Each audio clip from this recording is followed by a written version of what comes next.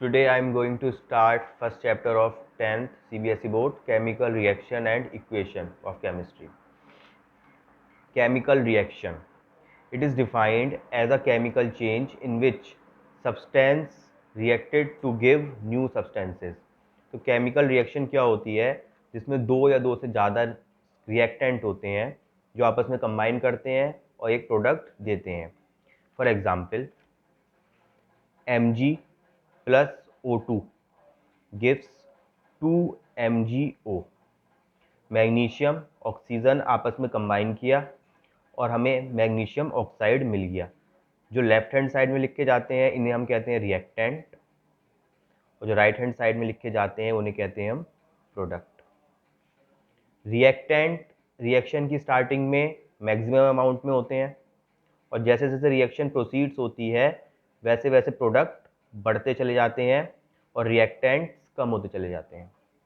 तो रिएक्टेंट जो होते हैं वो रिएक्शन में स्टार्टिंग में इनिशियली सबसे ज़्यादा होते हैं और जैसे जैसे रिएक्शन होती चली जाती है रिएक्टेंट कम होते चले जाते हैं, प्रोडक्ट बढ़ते चले जाते हैं. इनिशियली प्रोडक्ट हमारे ज़ीरो होते हैं.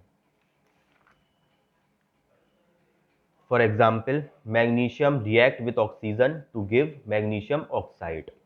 Mg plus O2 gives MgO. In this reaction, magnesium burns with white flame, changes into a white powder MgO. जैसे जैसे रिएक्शन होती है मैग्नीशियम बर्न करता है वाइट फ्लेम के साथ और एक white powder of MgO is obtained. Second example Zn plus H2SO4 gives ZnSO4 plus H2. इसमें जिंक और H2SO4 सल्फ्यूरिक एसिड रिएक्ट करता है, हमें ZnSO4 और H2 गैस मिलती है.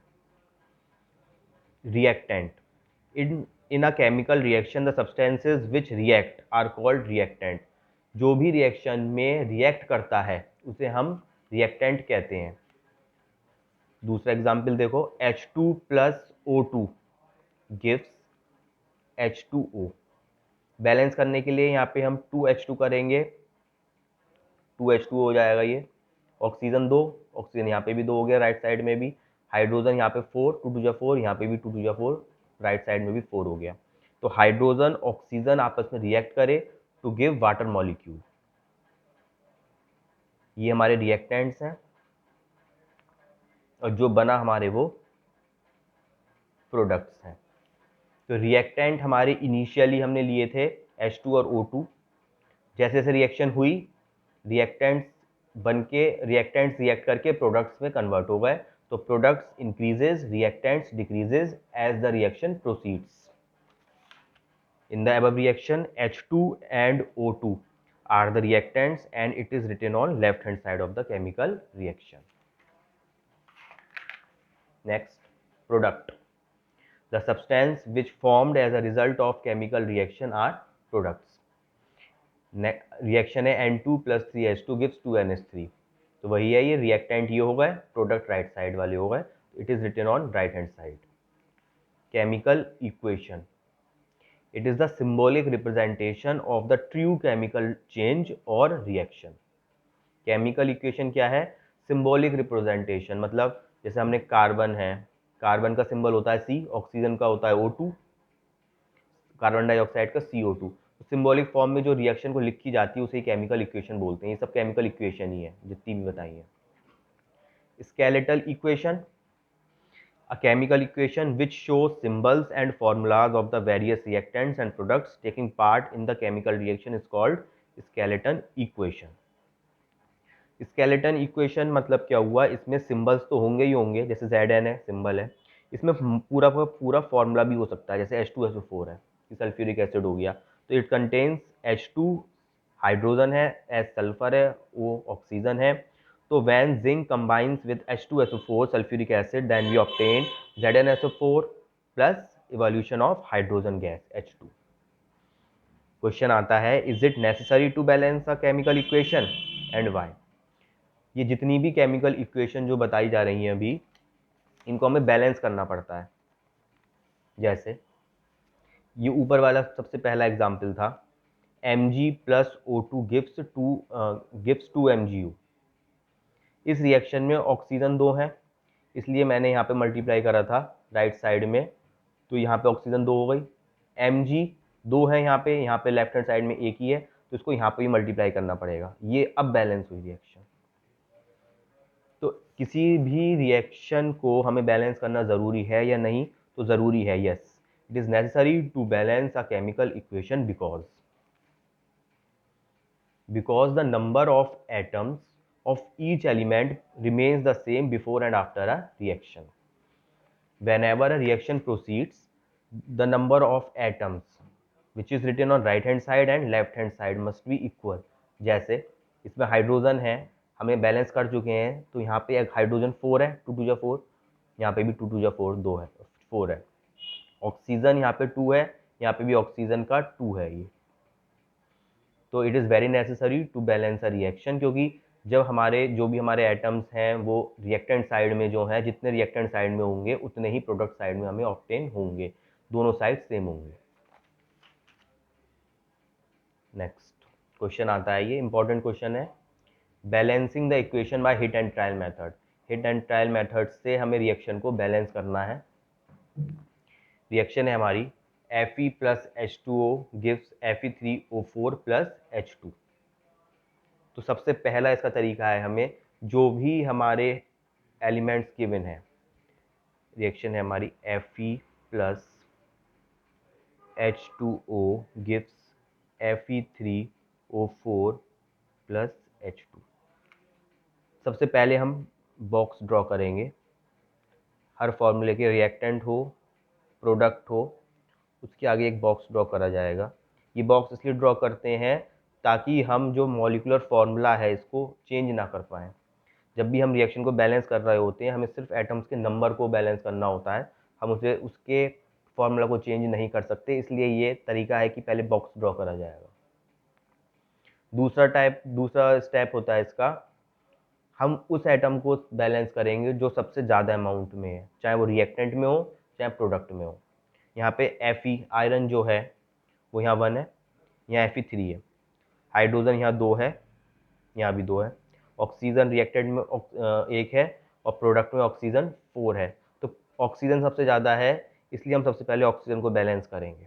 यहाँ पे ऑक्सीजन 4 है, यहाँ पे 1 है, तो हम इसे 4 से मल्टीप्लाई कर देंगे वाटर को, तो अब ये ऑक्सीजन यहाँ पे भी 4 हो गया। लेकिन अब यहाँ पे हाइड्रोजन 4 2 8 8 हो गया, तो उसको यहाँ पे 4 से मल्टीप्लाई कर देंगे, ये भी 4 2 8 हो जाएगा। Fe बचा है, Fe3 है यहाँ पे, तो 3 से मल्टीप्लाई कर देंगे। ये पूरा कर रखा है। Draw boxes. Rule number 2, balancing that element which is maximum. तो बैलेंस करेंगे फिर हम ऑक्सीजन को, क्योंकि ऑक्सीजन सबसे ज़्यादा है, यहाँ पे 4 से मल्टीप्लाई कर दिया। हाइड्रोजन को बैलेंस करने के लिए 4 से मल्टीप्लाई कर दिया, फिर आयरन को बैलेंस करने के लिए 3 से मल्टीप्लाई कर दिया। दूसरा क्वेश्चन है CH4 plus O2 give CO2 plus H2O।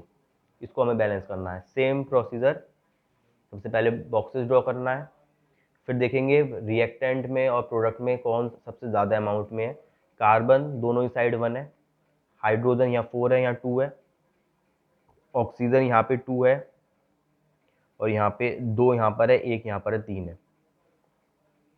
तो बैलेंसिंग हाइड्रोजन, क्योंकि हाइड्रोजन सबसे ज़्यादा है इसलिए हम इसमें हाइड्रोजन को सबसे पहले बैलेंस करेंगे। यहाँ पे 4 है, यहाँ पे 2 है, तो यहाँ पे हम वाटर की मॉलिक्यूल्स में 2 से मल्टीप्लाई कर देंगे, तो 2 2 जा 4 हो जाएगा ये।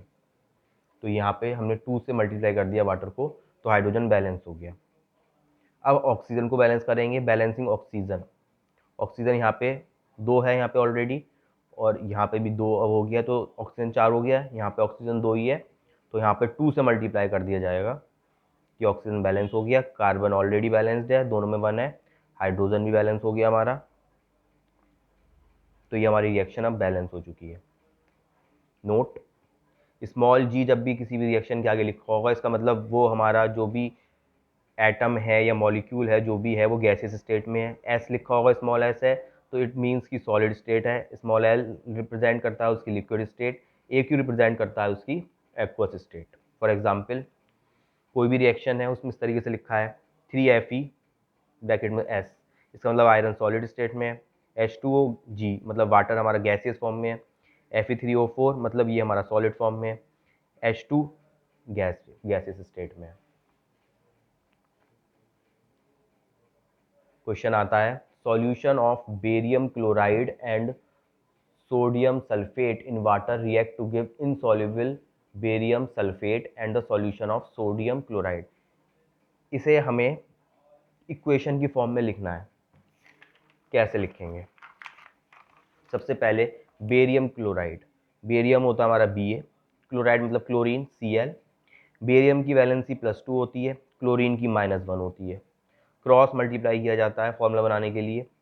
Ba की -1 से मल्टीप्लाई करेंगे, माइनस से कोई मतलब नहीं होता, केवल Ba हो गया मतलब Ba और ये हो गया Cl2. तो हमारा कंपाउंड का नाम आ गया पूरा BaCl2, बेरियम क्लोराइड बन गया.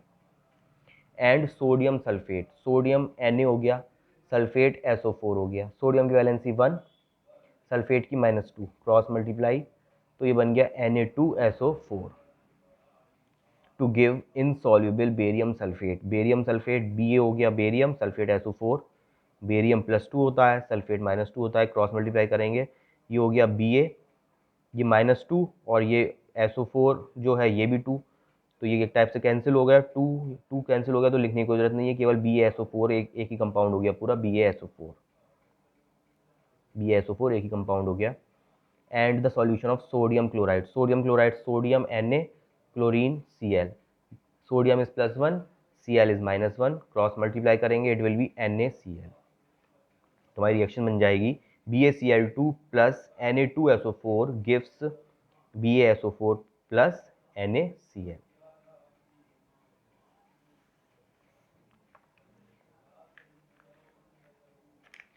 क्योंकि ये हमारा BaCl2 और सोडियम सल्फेट वाटर के साथ मिक्सचर बना रहा है, तो जब भी वाटर के साथ बनाता है तो हम उसे एक्वस स्टेट दिखाते हैं AQ.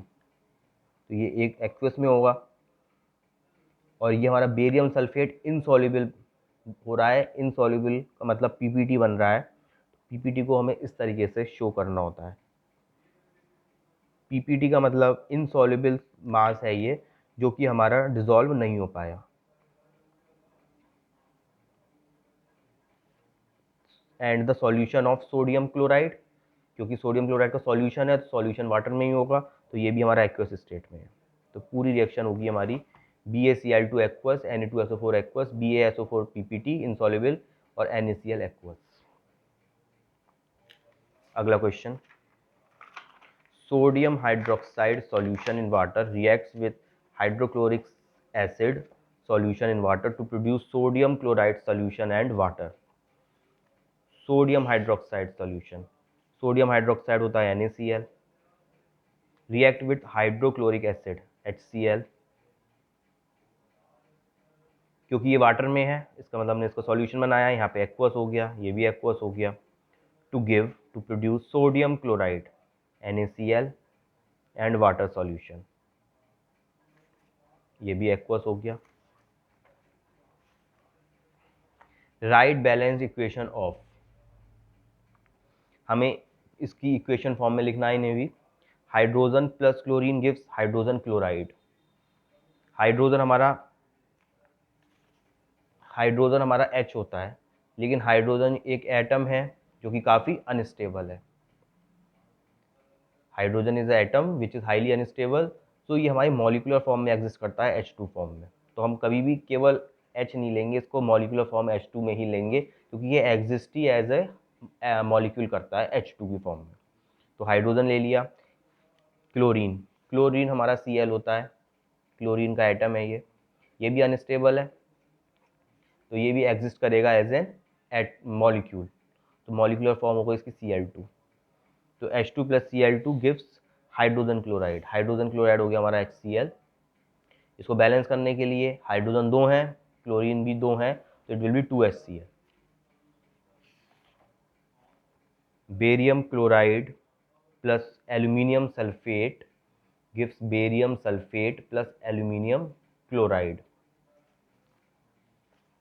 बेरियम और क्लोराइड मतलब क्लोरीन हो गया. Ba की वैलेंसी +2, क्लोरीन की -1, क्रॉस मल्टीप्लाई करेंगे, it will be BaCl2. Aluminium sulphate, aluminium sulphate के लिए Al लेंगे, एल्यूमिनियम सल्फेट हो गया SO4. एल्यूमिनियम की वैलेंसी +3, सल्फेट की -2, क्रॉस मल्टीप्लाई करेंगे, ये हो गया हमारा Al2SO4 का whole thrice, gives aluminium sulphate, barium sulphate,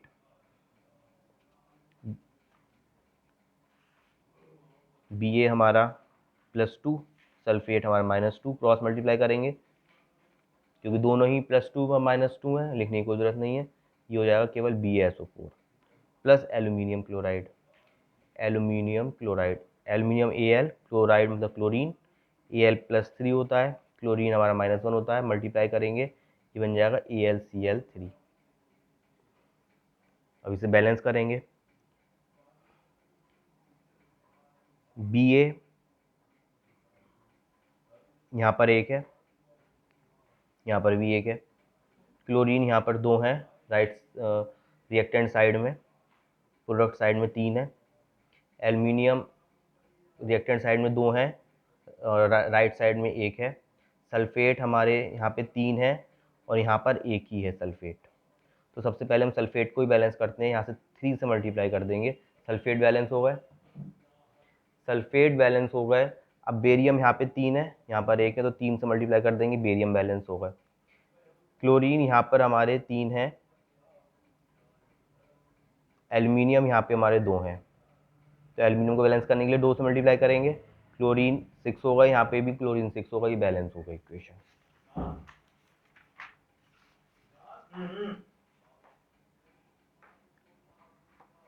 next question आता है, how chemical reaction takes place. A chemical reaction takes place by breaking the bonds of the reactants and forming the new bonds of the products। होता क्या है, जब भी कोई chemical reaction हो रही होती है तो रिएक्टेंट्स के जो मॉलिक्यूल्स होते हैं, जैसे H2 + O2, ये हमारा रिएक्टेंट है, वाटर बना, तो ये हमारे रिएक्टेंट्स हैं और ये हमारा प्रोडक्ट है जो बना। तो जो हमारे रिएक्टेंट्स के मॉलिक्यूल्स हैं H और ऑक्सीजन के, ये टूटेंगे, breaking of bonds of reactant will occur and new bonds of water will be formed. तो जब भी रिएक्शन हो रही होती है तो रिएक्टेंट्स के बॉन्ड्स टूटते हैं और प्रोडक्ट्स के बॉन्ड्स बनते हैं। अब रिएक्शन हमारे कितने टाइप्स की है, पहला देखेंगे combination reaction, when 2 or more reactants react to form a single product, then the reaction is called as combination reaction।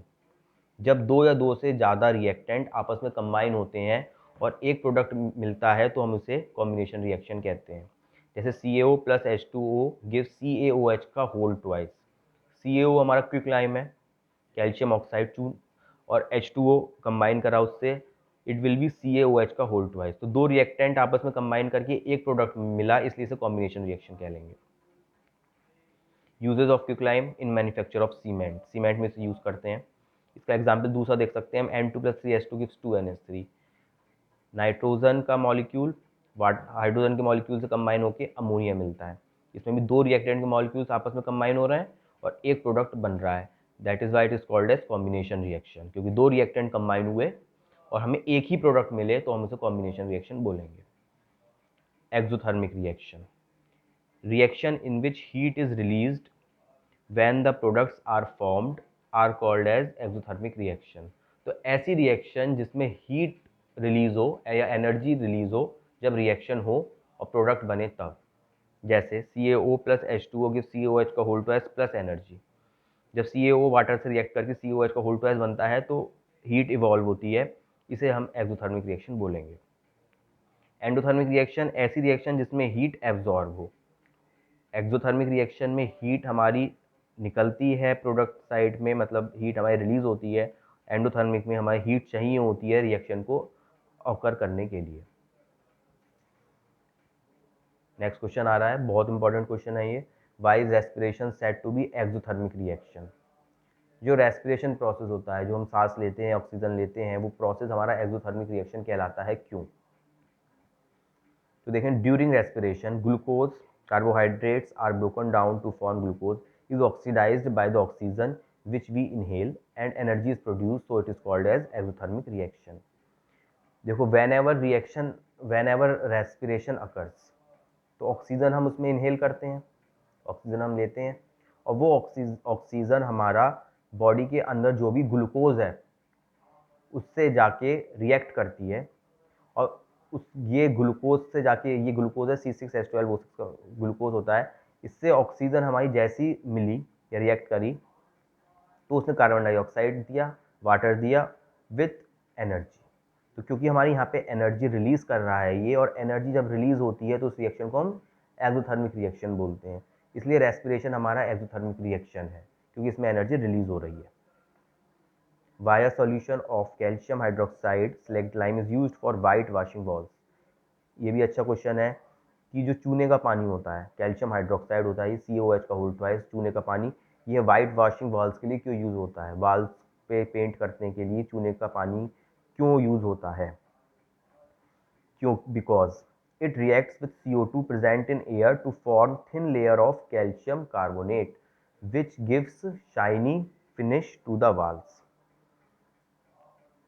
Slagged lime या जो चूने का पानी होता है वो COH का होल ट्वाइस होता है। ये जब कार्बन डाइऑक्साइड से मिलता है, कार्बन डाइऑक्साइड कैसे मिलेगी? जो एटमॉस्फेयर में प्रेजेंट है। जब हम चूने के पानी को वाल्स पे लगाएंगे या उससे पेंट करेंगे तो CO2 एटमॉस्फेयर में प्रेजेंट होगी, वो इससे रिएक्ट कर जाएगी, और जब इससे रिएक्ट कर जाएगी तो हमें कैल्शियम कार्बोनेट एक रिएक्शन हो जाएगी जो हमें CaCO3 मिलेगा, और जो CaCO3 होती है कैल्शियम कार्बोनेट, वही इसे एक शाइनी फिनिश देती है। उसी के वजह से जो हमारी वाइट वॉश है वो थोड़ी चमकदार होती है, इसीलिए हम इसको यूज़ करते हैं। तो ये 2 क्वेश्चन आए थे। हमारा टॉपिक चल रहा था केमिकल रिएक्शन के टाइप्स। केमिकल रिएक्शन हम एक हुई है कॉम्बिनेशन रिएक्शन, दूसरी केमिकल रिएक्शन आ रही है हमारी डिकम्पोजिशन रिएक्शन। ये 2 क्वेश्चन एक्स्ट्रा थे उसके ऊपर। डिकम्पोजिशन रिएक्शन ये दूसरा पार्ट है। When a reactant breaks down to give 2 or more products, then the reaction is called as decomposition reaction. हम इसे डिकम्पोजिशन रिएक्शन को डिकम्पोजिशन रिएक्शन,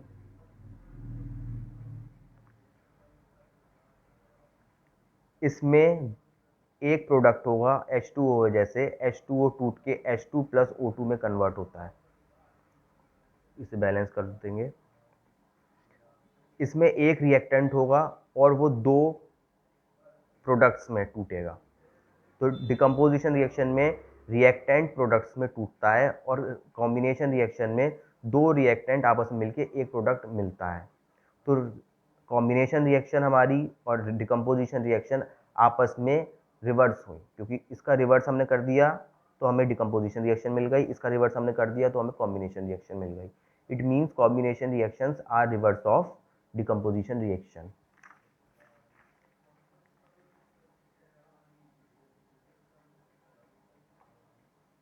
इसका एग्जाम्पल है, फिर दूसरा भी है 2FeSO4 gives Fe2O3 plus SO2 plus SO3।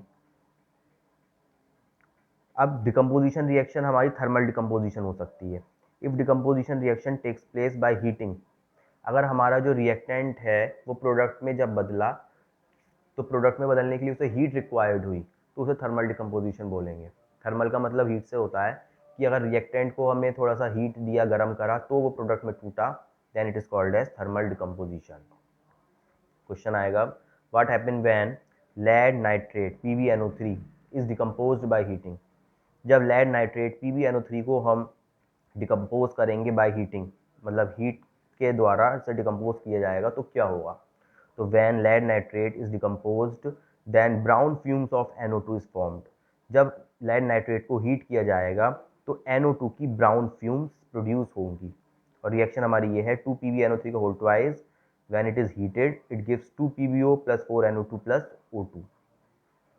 Photolysis decomposition. If decomposition reaction takes place by light, then it is called as photolysis decomposition.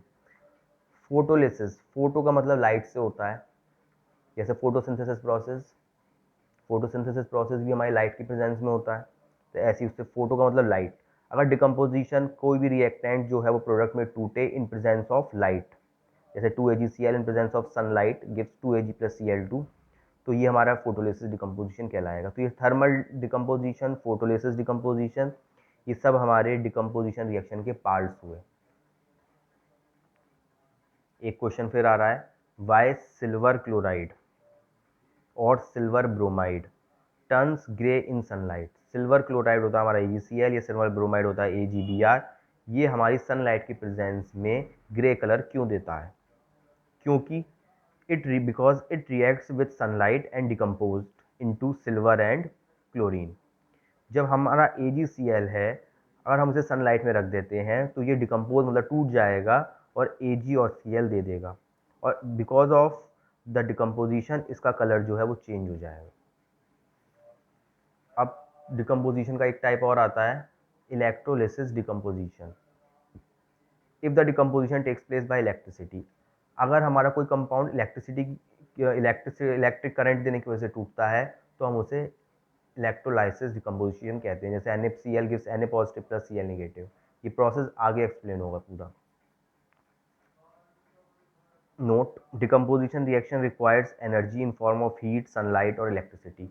Decomposition reaction जो होती है वो किसी ना किसी हीट, सनलाइट या इलेक्ट्रिसिटी की प्रेजेंस में ही होती है। मतलब जो रिएक्टेंट है वो प्रोडक्ट में तब कन्वर्ट होगा जब either we will provide heat और सनलाइट और electricity.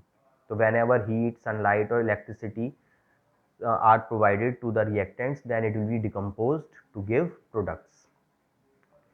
Next, decomposition reaction is reverse of combination reaction. ये मैंने पहले ही बताया था कि जो डिकम्पोजिशन रिएक्शन है वो कॉम्बिनेशन के रिवर्स है। क्यों? क्योंकि कॉम्बिनेशन रिएक्शन में दो रिएक्टेंट कंबाइन होकर एक प्रोडक्ट बनता है, और डिकम्पोजिशन रिएक्शन में एक रिएक्टेंट डिकम्पोज होके रिएक्टेंट में कन्वर्ट होता है, तो ये आपस में रिवर्स होते हैं। तो because in decomposition reaction a single reactant breaks to give two or more products, while in combination reaction two or more reactants combine to give one product.